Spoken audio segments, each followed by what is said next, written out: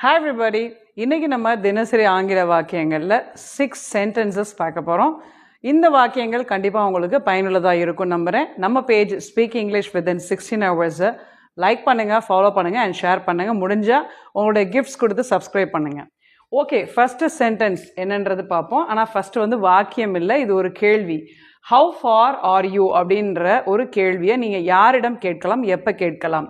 அதாவது ஒருத்தர் ஒரு இடத்திற்கு போய் சேர்ந்துட்டாரு, ஒரு பிளேஸை ரீச் பண்ணிட்டாரு, இல்லை அந்த பிளேஸை ரீச் பண்ணுறதுக்கு இன்னும் எவ்வளவு நேரம் எடுக்கும் அப்படின்றத கேட்கும்போது நீங்கள் யூஸ் பண்ணக்கூடிய ஒரு question how for are you அப்படின்னு கேட்கலாம். புரிஞ்சிச்சா? ஓகே, ரெண்டாவது பாருங்க. ஹேங் டைட் அப்படின்னா நடக்க போகிற ஒரு ரொம்ப கவலையான ஒரு சூழல்னு வச்சுக்கோங்க. ஒரு விஷயத்திற்காக காத்திருப்பது, என்ன நடக்குமோ ஏது நடக்குமோ அப்படின்ற ஒரு விஷயத்துக்காக காத்திருக்கும் போது அந்த